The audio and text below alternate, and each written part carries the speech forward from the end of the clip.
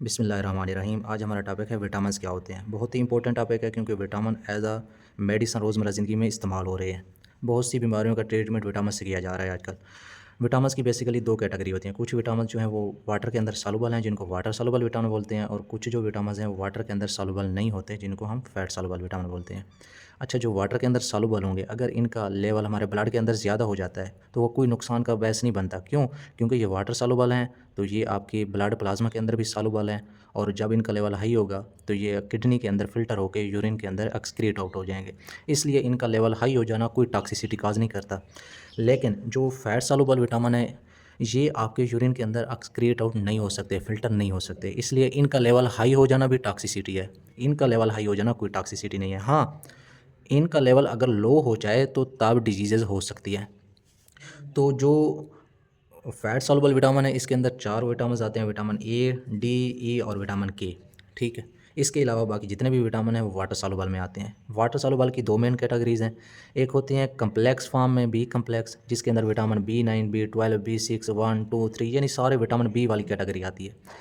दूसरे होते हैं विटामिन बी नॉन कम्प्लेक्स, जिसके अंदर सिर्फ विटामिन सी आता है। तो सबसे पहले हम देखते हैं विटामिन सी को, ये क्या है।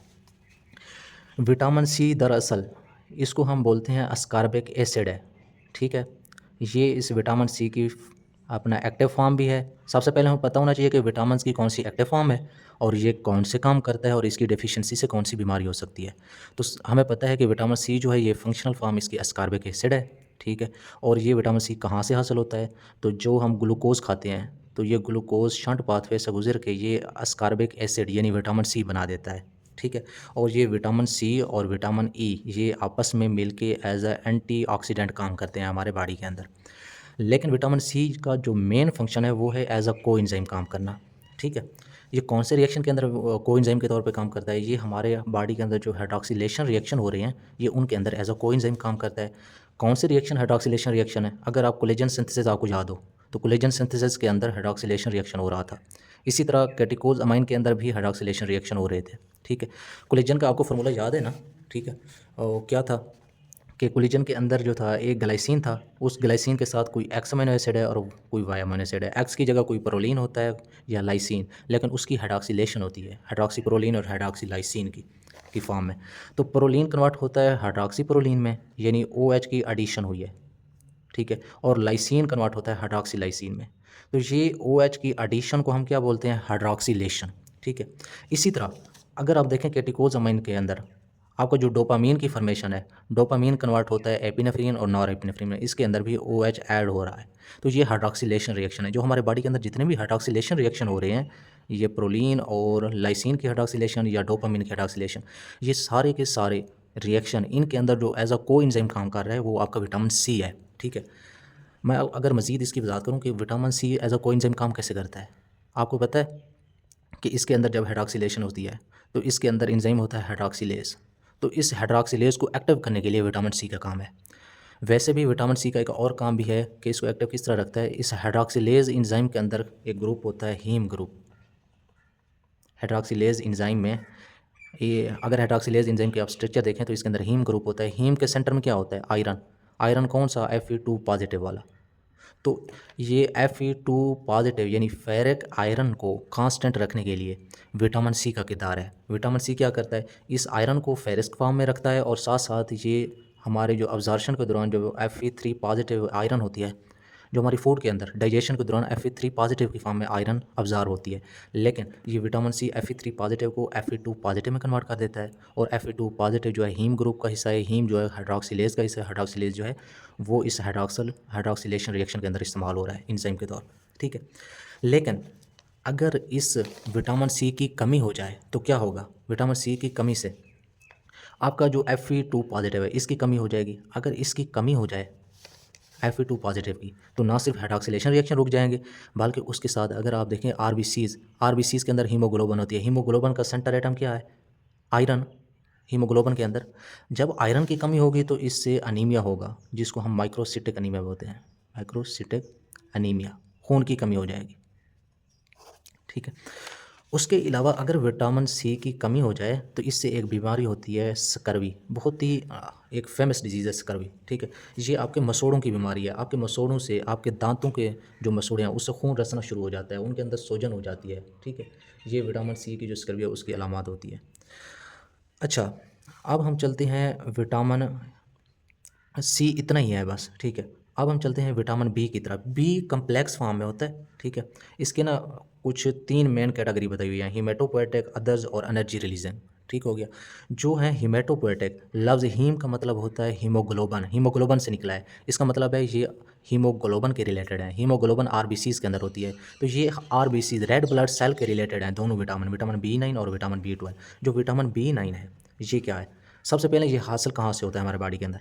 अगर हम डाइट ऐसी खाएं जिसके अंदर लीफ डार्क ग्रीन वेजिटेबल्स हों, ठीक है, पत्तों वाली सब्जियां, तो उनके अंदर होता है फोलिक एसिड। ये फोलिक एसिड दरअसल विटामिन बी9 की एक्टिव फॉर्म है, ठीक है। इसको हम फोलेट भी बोलते हैं। ये फोलिक एसिड जो है इसकी होती है रिडक्शन। एक एन पॉजिटिव का मालिक्यूल जो है एन ए डी एच का मालिक्यूल जो है वो अपने हाइड्रोजन आइन देता है और एन पॉजिटिव में कन्वर्ट हो जाता है। तो इसकी रिडक्शन से दो हाइड्रोजन आइन के इजाफे से फोलिक एसिड कन्वर्ट हो जाता है डाईहाइड्रोफोलिक एसिड में। डाईहाइड्रोफोलिक एसिड जो है इसकी मज़ीद रिडक्शन होती है और ये टेट्राहाइड्रोफोलिक एसिड में कन्वर्ट हो जाता है। इसको हम टेट्राहाइड्रोफोलिक एसिड को हम THF भी बोलते हैं। लेकिन इस टेट्राहाइड्रोफोलिक एसिड का जो काम है हमारे बॉडी के अंदर, ये 1 कार्बन मेटाबॉलिज्म में इस्तेमाल होता है। कैसे? टेट्राहाइड्रोफोलिक एसिड बाज़ दफ़ा ये एक 1 कार्बन वाले फार्माइल के साथ अटैच होता है, ठीक है, फार्माइल ग्रुप के साथ, और इसको हम बोलते हैं फार्माइल टेट्राहाइड्रोफोलिक एसिड, ठीक है।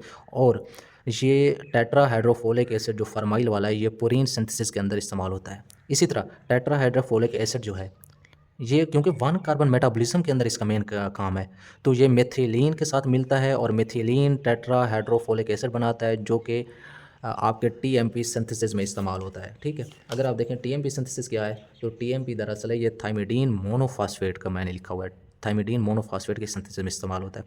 टेट्राहाइड्रोफोलिक एसिड अगर मिथाइल ग्रुप के साथ अटैच हो तो इसको मिथाइल टेट्राहाइड्रोफोलेट बोलते हैं और ये हीमोसिस्टीन को मेथियोनिन में कन्वर्ट करता है। तो ये इसके मेन फंक्शन है।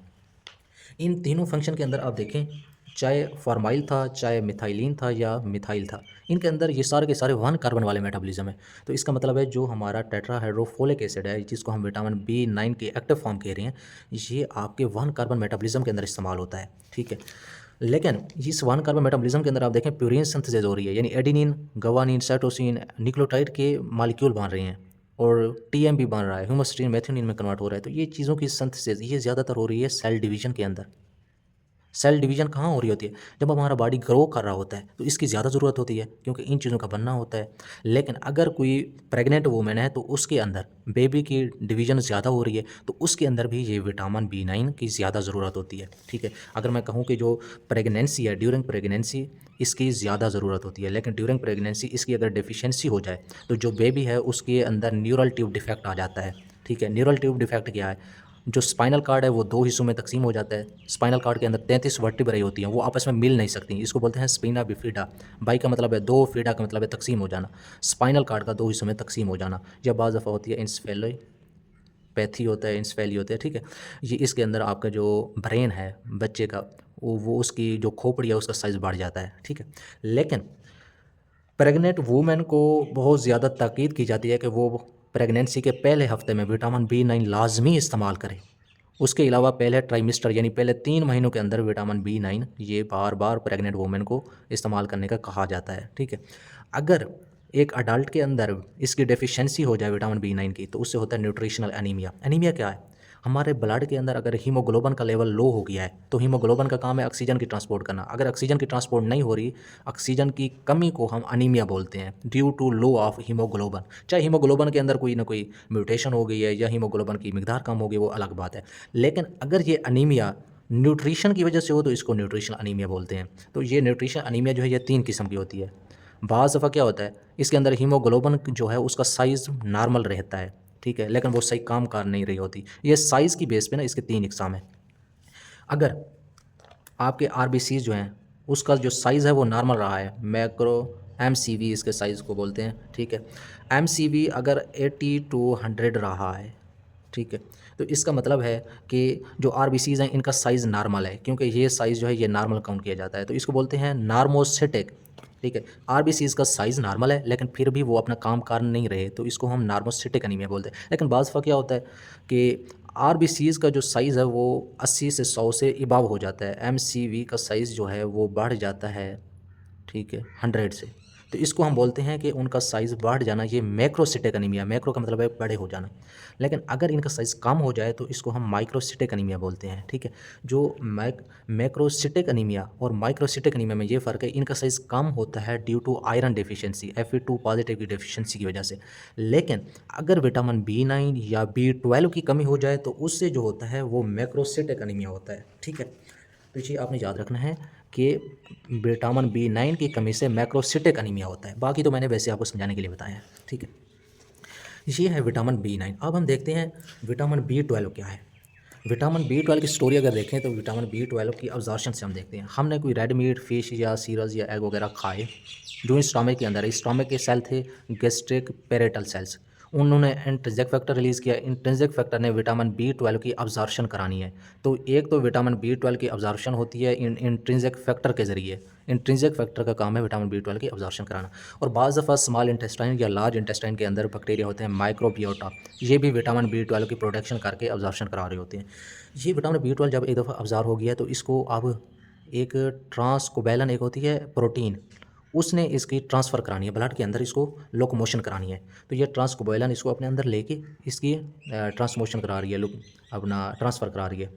तो जब ये विटामिन B12 हरकत करता हुआ लीवर के पास आता है तो लीवर के अंदर ये कुछ स्टोर हो जाता है। अच्छा, वाटर सॉल्युबल जितने भी विटामिन हैं वो आपके बॉडी के अंदर स्टोर नहीं हो सकते, लेकिन ये वह वाटर सॉल्युबल विटामिन है जो आपके लीवर के अंदर स्टोर हो रहा है, ठीक है। अब हम देखते हैं इसकी स्ट्रक्चर क्या है। इसकी स्ट्रक्चर बिल्कुल हीमोग्लोबिन से मिलती जुलती है, हीम ग्रुप से। हीमोग्लोबिन का जो हीम था उसका सेंटर एटम क्या था? सेंटर एटम आयरन था, लेकिन इसका कोबाल्ट है। और उसके इर्द गिर्द 4 पायरोल रिंग थे। इसके 4 जो हैं वो पायरोल रिंग नहीं हैं बल्कि कोरन रिंग हैं, इनको हम कोरन रिंग बोलते हैं। और आयरन के एक साथ हीमोग्लोबिन की कुछ चेन लगी हुई थी, ग्लोबन चेन, और एक साइड पे ऑक्सीजन का एटम था, लेकिन इसके एक साइड पे CN ग्रुप है और दूसरी साइड पे डायामिथाइल बेंजीमिडाजोल है, ठीक है। ये है इसकी स्ट्रक्चर। ये काम क्या करता है हमारे बॉडी के अंदर? ये काम करता है, ये हीमोसिस्टीन को मेथियोनिन में कन्वर्ट करता है, ठीक है।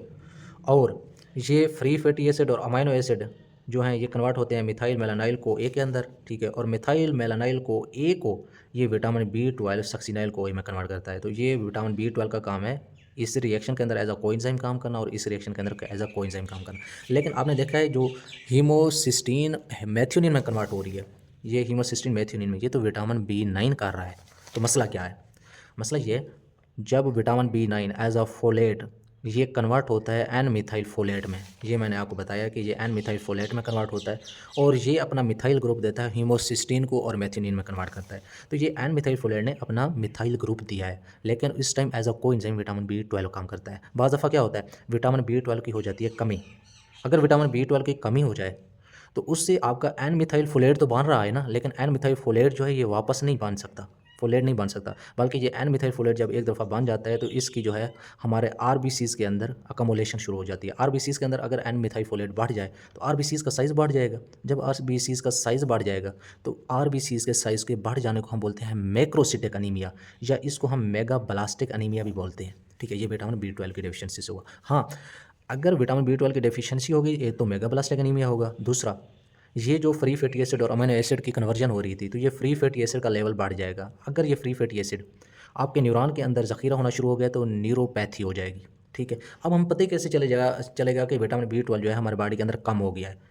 अगर हीमोसिस्टीन का लेवल बढ़ जाए आपके ब्लड प्लाज्मा के अंदर तो इसका मतलब है कि हीमोसिस्टीन मेथियोनिन में कन्वर्ट नहीं हो रही, तो इसका मतलब है विटामिन B12 की कमी है। उसके अलावा मिथाइल मेलानाइल कोए, या इसको बोलते हैं मिथाइल मिलानिक एसिड, अगर हमारे बॉडी के अंदर बढ़ जाए हमारे ब्लड के अंदर तो इसका मतलब है विटामिन B12 की डेफिशिएंसी हो गई है। तो ये आपने याद रखना है, बस इतना। हाँ, एक और मैं आपको बात बता दूँ, विटामिन B12 को इंट्रिंसिक फैक्टर जो है अब्जॉर्प्शन करा रहे हैं। अगर आपके स्टमक के अंदर ये गैस्ट्रिक पेरेटल सेल का कोई डैमेज हो जाए, वो इंट्रिंसिक फैक्टर रिलीज़ ही ना करें, अगर रिलीज़ नहीं करेंगे तो विटामिन B12 की अब्जॉर्प्शन नहीं होगी। अगर विटामिन B12 की अब्जॉर्प्शन नहीं होगी तो होगा क्या, विटामिन B12 की अब्जॉर्प्शन नहीं होगी तो इससे एन मिथाइल बनेगा, ठीक है। आरबीसीज़ के अंदर उसका साइज़ बड़ा हो जाएगा, मेगाब्लास्टिक एनीमिया हो जाएगा। लेकिन इस तरह की अनीमिया ऐसी मेगाब्लास्टिक अनीमिया जिसके अंदर एन मिथाइल फोलेट जमा हो गया है due to vitamin B12 deficiency से। लेकिन विटामिन B12 डेफिशिएंसी जो हुई है वो इंट्रिंसिक फैक्टर की कमी की वजह से हुई है। तो इस तरह के अनीमिया को हम नाम देते हैं परनिशियस अनीमिया। ठीक है, ये आपने याद रखना है। अब चलते हैं एक और विटामिन की तरफ। ये दो विटामिन ऐसे थे जो हमारी हीमोग्लोबिन या आरबीसीज के रिलेटेड थे, अनीमिया के रिलेटेड थे, इसलिए इनको हम हीमेटोपोएटिक विटामिन बोलते हैं। ठीक है, दूसरी कैटेगरी होती है अदर्स विटामिन B6 की। ठीक है, विटामिन जो B6 है ये हमें हासिल होता है पायरिडीन से। पायरिडीन कन्वर्ट होती है पेरिडॉक्सिन में और पेरिडीन कन्वर्ट होती है पेरिडॉक्सल या पेरिडॉक्सल अमाइन में। ये पेरिडॉक्सिन या पेरिडॉक्सल और पेरिडॉक्सल अमाइन जो हैं ये विटामिन B6 की मुख्तलिफ फॉर्म है। जो पेरिडॉक्सिन है ये प्लांट के अंदर होती है और पेरिडॉक्सल अमाइन जो है ये एनिमल के अंदर होती है। लेकिन इन तीनों को विटामिन B6 की इन तीनों फॉर्म को हम पेरिडॉक्सल फास्फेट में कन्वर्ट करते हैं। ये पेरिडॉक्सल फास्फेट ये एक्टिव फॉर्म है विटामिन B6 की। ठीक है, ये काम क्या करती है? ये एज अ कोएंजाइम काम करती है। कहाँ? अमीनो एसिड मेटाबॉलिज्म के अंदर। मसलन ये मेरे पास 3 अमीनो एसिड के मेटाबॉलिज्म है, यानी अमीनो एसिड की ट्रांसमाइनेशन हो रही है, डी कार्बोक्सिलेशन हो रही है, डी अमाइनेशन हो रही है, तो उनके अंदर ये एज अ कोएंजाइम काम करता है। मसलन ये अगर हिस्टाडीन कन्वर्ट हो रहा है हिस्टामाइन के अंदर और CO2 रिलीज़ हो रहा है, ये भी अमीनो एसिड मेटाबॉलिज्म है। ठीक है, उसके अलावा ट्रिप्टोफैन कन्वर्ट हो रहा है सेरोटोनिन में, CO2 रिलीज़ हो रहा है। ये दोनों के दोनों क्या हो रही है? डी कार्बोक्सिलेशन हो रही है, डी कार्बोक्सिलेशन। उसके अलावा सेरीन कन्वर्ट हो रहा है अपना पायरोवेट में और उस तरह NH3 रिलीज़ हो रहा है, तो ये क्या हो रही है? D amination. ये हिस्टाडीन ट्रिप्टोफैन सेरीन ये अमीनो एसिड है। तो अमीनो एसिड मेटाबॉलिज्म के अंदर पेरिडॉक्सल फास्फेट एज अ कोएंजाइम काम करता है। ठीक है, ये विटामिन B6 का मेन काम है। ठीक है, लेकिन इसमें आपने ये याद रखना है एक मेडिसिन होती है आइसोनाजेड। ठीक है, आइसोनाजेड ये होती है टीबी के अंदर इस्तेमाल होने वाली मेडिसिन। ये टीबी के मरीज़ों को लगाई जाती है आइसोनाजेड। लेकिन ये जब टीबी के मरीज़ को लगाते हैं तो ये पेरिडॉक्सल फास्फेट को इनएक्टिव फॉर्म में कन्वर्ट कर देती है और एज अ रिजल्ट पेरिडॉक्सल फास्फेट का जो लेवल है वो डाउन हो जाता है हमारे बॉडी के अंदर, और इससे जो बीमारी होती है उसको हम बोलते हैं पेरिफेरल न्यूरोपैथी। हमारे जो पेरिफेरल न्यूरॉन्स हैं वो काम करना छोड़ जाती हैं। ठीक है, विटामिन B6 ये वह वाटर सॉल्युबल विटामिन है। बाकी भी तो सारे वाटर सॉल्युबल हैं, लेकिन ये ऐसा वाटर सॉल्युबल विटामिन है जो टॉक्सिसिटी काज करता है। हालांकि इसका लेवल अगर ज़्यादा होता तो इससे तो किडनी से रिलीज़ हो जाना चाहिए था, लेकिन इसका जो लेवल है वो ज़्यादा भी हुआ है, तो किडनी से रिलीज़ होने की बजाय इसने टॉक्सिसिटी काज कर दी है और इसकी टॉक्सिसिटी से होता है सेंसरी न्यूरोपैथी। ठीक है, ये हमने पढ़ा है विटामिन B6। उसके अलावा होते हैं एनर्जी रिलीजिंग विटामिन जो आपके बॉडी के अंदर एनर्जी का रिलीज़ कराते हैं। वो कौन से विटामिन हैं? उसमें से पहला विटामिन B है, vitamin B1, B2, B3, B5 और B7। B1 जो है ये इसको हम बोलते हैं ये थायामीन है। थायामीन, ये थाइमीन नहीं है, वो जो न्यूक्लियोटाइड के अंदर है एडिनिन थाइमीन साइटोसिन पढ़ते हैं वो THYAMIN नहीं होता है, ये थायामीन है, ये विटामिन B1 है। ठीक है, इसकी एक्टिव फॉर्म होती है थायामीन मोनोफॉस्फेट। एक्टिव फॉर्म ये है, ये क्या काम करती है? ये ऑक्सीडेटिव डीकार्बोक्सिलेशन के अंदर एज अ कोएंजाइम काम करता है। ठीक है, मसलन ऑक्सीडेटिव डीकार्बोक्सिलेशन हमारे बॉडी के अंदर कहाँ हो रही है? अगर आप देखें पायरोवेट कन्वर्ट हो रहा है एसिटाइल CoA में, इसके दौरान CO2 की रिलीज़ हो रहा है, ये डीकार्बोक्सिलेशन है। लेकिन इस दौरान एक NADH का मालिक्यूल बन रहा है, ये आपने ग्लाइकोलाइसिस के अंदर में पढ़ा है। अल्फा कीटोग्लूटारेट TCA साइकिल के अंदर सक्सिनाइल CoA में कन्वर्ट होता है, CO2 का मालिक्यूल रिलीज़ होता है और इन दोनों रिएक्शन के दौरान क्या बनता है? आपका NADH बनता है। NADH से हमें क्या हासिल होती है? ATP हासिल होती है। लेकिन अगर इस विटामिन B1 की कमी हो जाए एज अ ऑक्सीडेटिव डीकार्बोक्सिलेशन जो रिएक्शन है जिसके अंदर CO2 रिलीज़ हो रही है, तो ये प्रोसेस नहीं होंगे। अगर ये प्रोसेस ना हुए ग्लाइकोलाइसिस के अंदर तो NADH और ATP की फॉर्मेशन नहीं होगी। एज अ रिज़ल्ट क्या होगा? या तो बंदा बिल्कुल कमज़ोर हो जाएगा या जिस्म फूल जाएगा कमज़ोरी की वजह से, क्योंकि बॉडी के अंदर ATP और NADH की लेवल कम हो गया है। तो इससे जो डिजीज़ होती है उसको हम बेरी बोलते हैं। इसकी दो सूरतें हैं, या तो बंदा बिल्कुल कमज़ोर हो जाता है, सूख जाता है। ठीक है, या बंदे के अंदर हवा पड़ जाती है, मोटापे का शिकार हो जाता है, फूल जाता है। ठीक है, अगर कमज़ोर हो जाए तो इसके अंदर लेग्स की न्यूरोपैथी होती है। लेग्स के अंदर जो हमारी न्यूरॉन्स हैं वो कमज़ोर हो जाती हैं, जिससे लेग जो है बिल्कुल वीक हो जाती हैं। लेकिन या तो फिर जब बंदे के अंदर हवा पड़ जाती है तो इसको हम एडीमा बोलते हैं, और एडीमा ज़्यादातर होता है आपकी लेग्स के अंदर, और आपका जो कार्डियक है, कार्डियक की जो मायोकार्डियम है, अंदरूनी मसल लेयर, वो डायलेट हो जाती है, आपके हार्ट का साइज़ बड़ा हो जाता है। ठीक है, क्योंकि ATP की कमी हुई है। उसके अलावा एक और बीमारी होती है वर्निकोसाकोफ सिंड्रोम। ठीक है, ये बीमारी भी ख़तरनाक है। इसका ताल्लुक़ है आपके मोस्टली ब्रेन के साथ। ठीक है, ब्रेन के साथ आपको कन्फ्यूजन होगी, हेलुसिनेशन होगी, यानी आपको अजीब अजीब आवाज़ें सुनाई देंगी जिनका हकीकत से कोई ताल्लुक नहीं होगा। आपका मेमोरी का लॉस हो सकता है, जिसको हम कोर्साकोफ डेमेंटिया बोलते हैं, ठीक है, डेमेंशिया। ये आपको निस्टिग्मस हो सकता है, यानी आंखें फेरने में मसला हो सकता है। सारा का सारा इसका दिमाग से कनेक्शन होता है और दिमाग के रिलेटेड फंक्शन डिस्टर्ब हो जाते हैं, क्योंकि अब एटीपी आपके दिमाग को मिल नहीं रही तो आपके दिमाग काम करना छोड़ जाएगा। ठीक है, जो है विटामिन B2 और B3 ये बहुत ही इंपॉर्टेंट है, इनको आपने देखना है। इनसे आपने वैसे भी वाकिफ़ हैं। जो विटामिन B2 है ये राइबोफ्लेविन है, और विटामिन B3 क्या है, नाइसिन है। विटामिन B2 के अंदर FMN आता है, ठीक है, और FAD आता है। FMN flavin mononucleotide, FAD flavin adenine dinucleotide. FAD से तो आप वाकिफ़ हैं। अच्छा, ये करते क्या है? FMN जो है ये 2 हाइड्रोजन आयंस को हासिल करते हैं और FMNH2 में कन्वर्ट हो जाता है। FAD 2 हाइड्रोजन आयन को हासिल करते हैं और FADH2 में कन्वर्ट हो जाता है। यानी ये NADH से हाइड्रोजन आयन लेते हैं और NAD में कन्वर्ट कर देते हैं और ख़ुद H2 में कन्वर्ट हो जाते हैं। ठीक है, इनका काम क्या है? ये आपके हाइड्रोजन या इलेक्ट्रॉन ट्रांसफ़र में मदद करते हैं। ठीक है, और इसी तरह नाइसिन के अंदर इसकी भी 2 फॉर्म है, एक NAD फॉर्म और एक NADP फॉर्म। जो NAD फॉर्म है इसकी, ये भी 2 हाइड्रोजन हासिल करके NADH में कन्वर्ट हो जाती है, और NADP जो है ये भी NADPH में कन्वर्ट हो जाती है। लेकिन नाइसिन बेसिकली पैराडीन से डेरिवेटिव है। ठीक है, आप देखें तो ये नाइसिन भी पैराडीन से हासिल होता है। उसके अलावा एक और भी था जो वो अपना पैराडीन से हासिल होता था। अगर आप पीछे जाएँ तो कौन सा विटामिन था जो पैराडीन से हासिल होता था? ठीक है, ये देखें विटामिन B6 भी पैराडीन से हासिल होता है और विटामिन B3 भी पैराडीन से हासिल होता है। पैराडीन से नाइसिन हासिल होता है। नाइसिन की 2 फॉर्म है, एक NADP एक NAD पॉजिटिव। ये NADH और NADP में H में कन्वर्ट हो जाए। जो FMNH2 और FADH2 है ये ऑक्सीडेटिव डीकार्बोक्सिलेशन करते हैं, और जो NADH और NADPH हैं ये ऑक्सीडेशन रिडक्शन रिएक्शन के अंदर इस्तेमाल होते हैं। ठीक है, ऑक्सीडेटिव डीकार्बोक्सिलेशन के अंदर जो विटामिन B2 है ये कोएंजाइम के तौर पे काम करता है। इसके अलावा ऑक्सीडेटिव डीकार्बोक्सिलेशन के अंदर विटामिन B1 भी कोएंजाइम के तौर पे काम करता है, ये भी आपको पता होना चाहिए।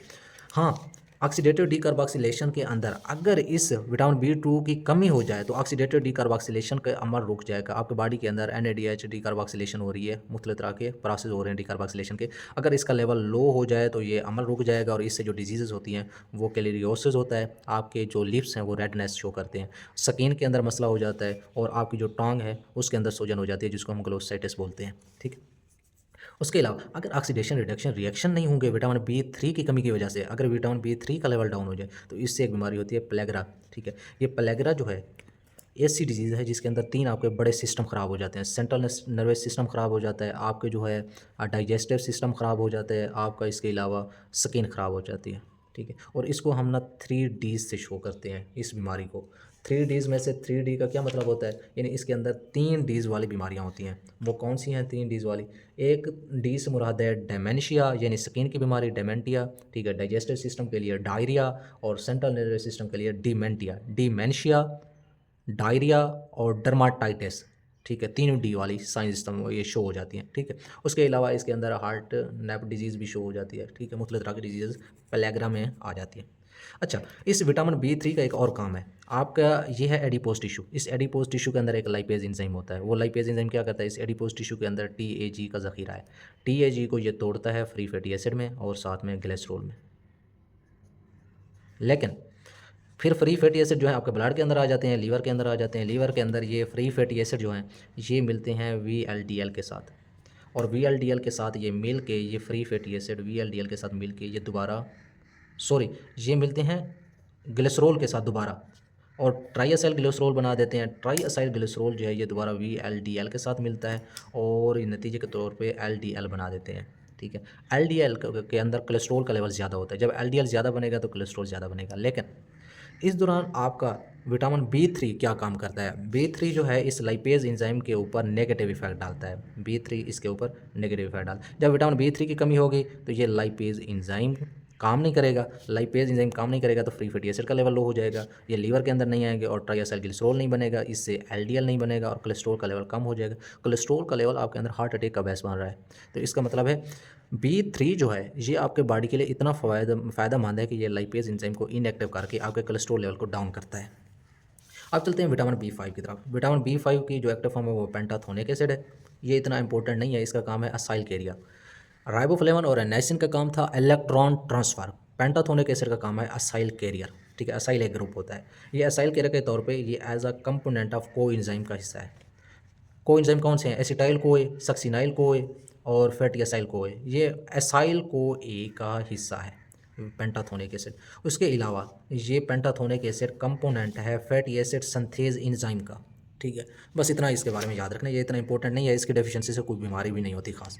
विटामिन B7 जो है इसकी एक्टिव फॉर्म है बायोटिन। ठीक है, ये हमारे बॉडी के अंदर बहुत ज़्यादा डिस्ट्रीब्यूटेड है, नेचर के अंदर ज़्यादा पाया जाता है, और ये इंटेस्टाइनल बैक्टीरिया भी इसकी फॉर्मेशन कर रहे हैं, और इसका काम है कार्बोक्सिलेशन रिएक्शन। देखो, जो आपका विटामिन B2 था ये ऑक्सीडेटिव डीकार्बोक्सिलेशन करा रहा था, B1 ऑक्सीडेटिव डीकार्बोक्सिलेशन करा रहा था यानी CO2 रिमूव करा रहे थे, B7 आपकी CO2 की एडिशन करा रहा है यानी कार्बोक्सिलेशन करा रहा है। ठीक है, और इसका अगर कमी देखें तो इतनी कमी नहीं होती, लेकिन अगर आपने कच्चा अंडा खाया है, ठीक है, तो कच्चे अंडे के अंदर एक होता है ग्लाइकोप्रोटीन एविडीन। एविडीन एक ग्लाइकोप्रोटीन है। ठीक है, ये क्या काज करता है, ये एविडीन जो है ये आपके इस विटामिन B7 के लेवल को डाउन कर देता है।